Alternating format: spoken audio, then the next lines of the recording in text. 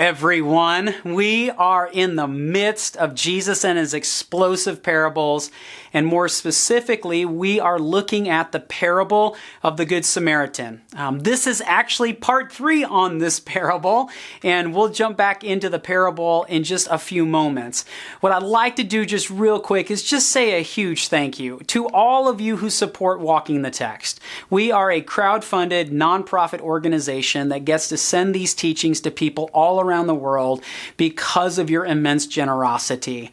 And so we've got lots of people who work on the series. We've got an entire Spanish team that takes everything I say and puts it into Spanish for our Spanish-speaking people to access on our YouTube channel. We've got people that upload this to our website, to social media, who promote this, who help get this out. And so all of this is possible because of you and your support. So thank you, thank you, thank you. All right, now we are getting back into the parable of the Good Samaritan. If you haven't watched or listened to the first 2 parts, please do. It'll help you to better understand what we are doing going forward. And where we are at in this episode is we have just now picked up the entrance, if you will, of the Samaritan. And so as we talked in the last episode, the Samaritan, as he traveled, came where the man was, and when he saw him, he had compassion. And we contrasted this with the priest who just simply saw and then passed by. The Levite actually came a step closer, if you will, because the text says, came, saw, and then passed by on the other side, whereas the Samaritan had compassion. Now, I want to help us to understand this word compassion because it is an explosive word that is recorded for us in the Greek. The Greek word here for compassion is the word splanchnizomai. Okay, try saying that 10 times fast. And splanchnizomai means to have compassion, pity, or empathy. Now, some of your translations will say, and he took pity on the man. And, you know, I kind of think of Mr. T. Yeah, pity that fool, right? I mean, it's almost like this word pity, I don't think carries the weight of what the word splanchnizomai means. Now, here's what's fascinating about what this word means is what it's derived from. It's derived from the word splanknon, which is the Greek word for inward parts, entrails, bowels. And you go, whoa, didn't see that one coming.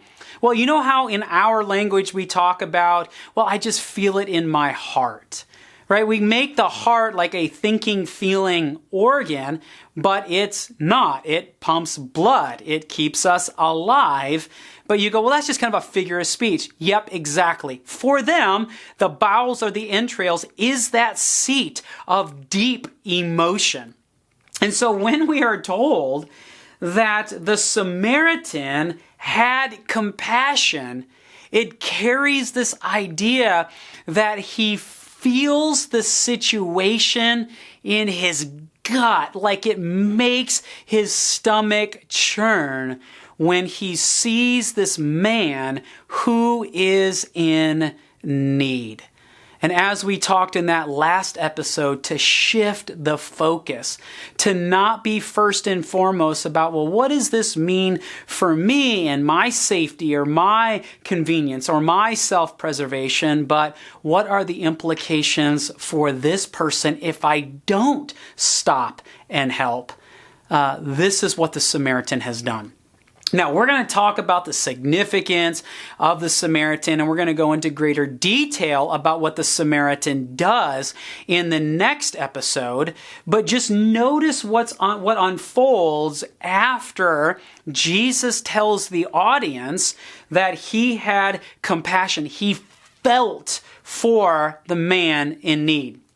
It says that he went to him and bandaged his wounds, pouring on oil and wine. And then he put the man on his own donkey, brought him to an inn, and took care of him.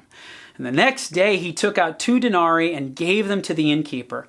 Look after him, he said, and when I return, I will reimburse you for any extra expense you may have. Now again, we'll get into all the details about this in the next episode. But notice then what Jesus says to the expert in the Torah.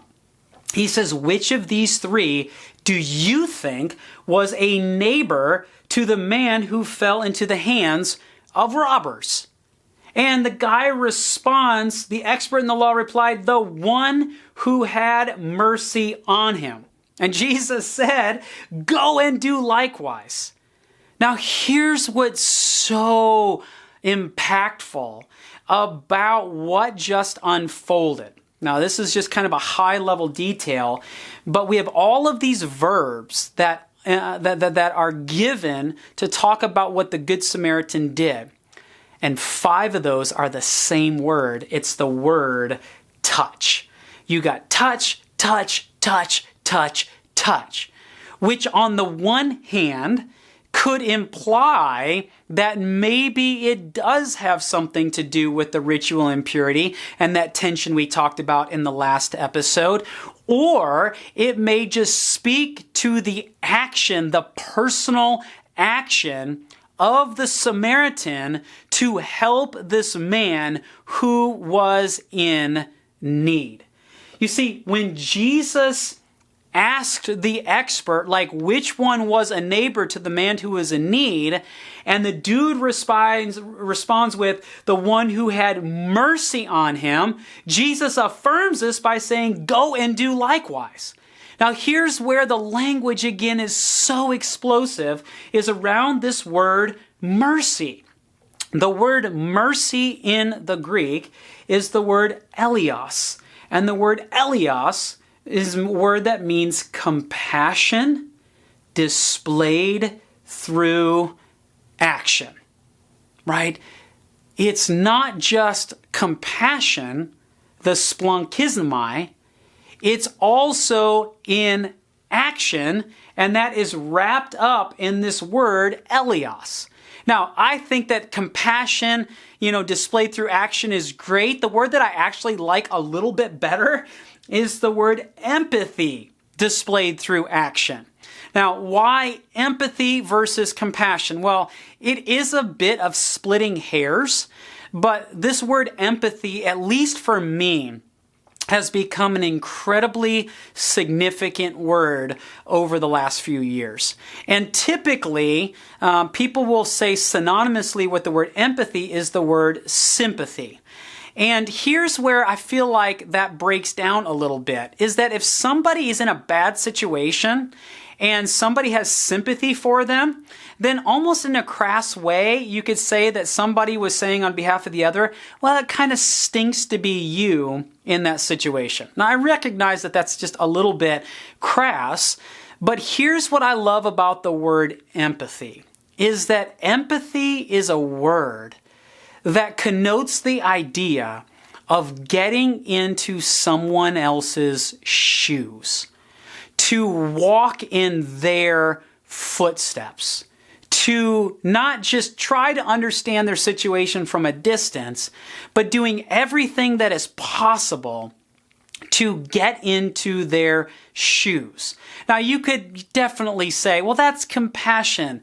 Absolutely. And you can say compassion. I'm going to run with the word empathy, because for me, empathy connotes this idea of being fully aware to the best of our ability what this person's situation is like.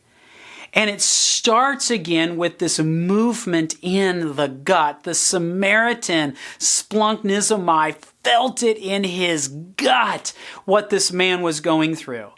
But when Jesus asked the expert who was the neighbor, he says the one who had mercy, and elios is splankizomai plus action. It's not enough for us just to empathize.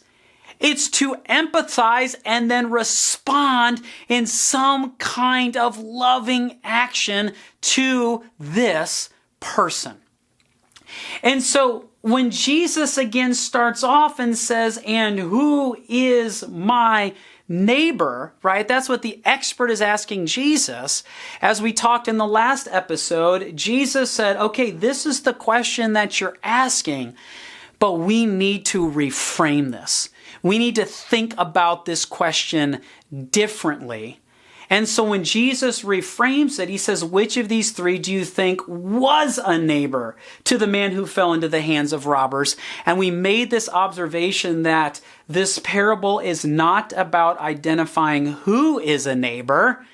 It's about whether or not we are a neighbor. And so we said that as we continue to unpack this parable, like we want to become the neighbor that Jesus is imploring us to become.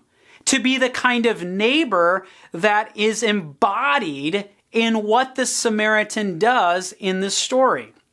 And so we said, well, we've got to shift the focus. That it can't be first and foremost about fear or self-preservation or about convenience. That when we encounter a situation of someone being in need, we need to first and foremost think about this in terms of what are the implications for them, not what are the implications for me. And this is what the Good Samaritan did by responding with compassion. But that is just the start of it, right? That is splanchismai. That's the movement, the compassion, the empathy that is stirred up inside of us. Jesus says, go and do likewise, meaning we've got to take that and we need to add the action to it. And so the second thing here is empathy and action. And so, friends, here's what my hope is for us as we are engaging with this episode, is to first of all ask the question, how well do we do in empathizing with someone versus sympathizing with someone? Right? For how many of us do we look on someone's situation and we go, it just kind of stinks to be them, rather than going the step further and going, okay, so what in the world could this person be going through? What's got to be going on in their heart and in their mind? Like, what is going on in the midst of their situation? And not only that, but as we empathize with it, to then ask the question, okay, so what am I called to do? How am I supposed to respond in action? And to think about this in terms of, all right, we have to begin with, okay, we got to look to their situation, not to ours. And then when we look to their situation, we have to think about this in terms of empathy. How can I better understand their situation? If I don't understand their situation well, then what would it take for me to do that? Right? Is that just sitting and thinking for a while about what I would be going through if I was in their shoes? Maybe it's actually asking them, well, what are you going through? How can I understand what you're going through? By the way, this is a case oftentimes when people are going through something really, really difficult. You come along and say, well, I understand what you're going through. They may be going, I'm not sure if you do. And in fact, it's a bit of a put off for you to say, I know what you're going through. Maybe you actually do. And if that's the case, then maybe you provide context to say, hey, I don't know if I fully understand all that you're going through, but I have been through this before, and I think it's very, very similar to what you may be going through. But maybe for some of us who have not been through that, we just don't say, well, I know what you're going through. Well, maybe no, you don't. Maybe you could say, can you help me to better understand what's going on? Right? So that we can empathize with them. But then, friends, it's not enough just to empathize with them. We have to ask the question, okay, so how now do I respond? In some cases, it's really obvious. This man was in dire straits. And the Good Samaritan said, man, if I was in his shoes, I would want someone to help me and not pass by on the other side. In other cases, we need to ask more questions to understand their situation and think, how can I best love and serve this person? Because friends, in order to become that kind of a neighbor, we have to shift our focus. We need to empathize with the situation, however we need to do that. And then we ultimately need to take action of some sort. That is what I believe Jesus is helping us as followers of His to understand. And so, friends, in these last 2 episodes, we've talked about the actions of the Good Samaritan. And as a result of these actions, we know this phrase, Good Samaritan, in our world today. Right? We've got Good Samaritan hospitals, and we've got Good Samaritan's Purse, this international aid that helps people who are in need. We have things like the Good Samaritan Society, which helps elderly people in their time of need. We also have things like Good Samaritan laws that protect individuals who, with a good heart, are trying to help somebody who is in need rather than being sued because they did something wrong in their attempt to help other people. We know this language because of what the Good Samaritan did. And friends, I would be remiss, and we would be remiss, if we thought that was the sole reason why Jesus told this story. It was not. It's a significant facet of it, and we've spent 2 episodes on it. But it is in our next episode that we are going to get at the crux of the matter.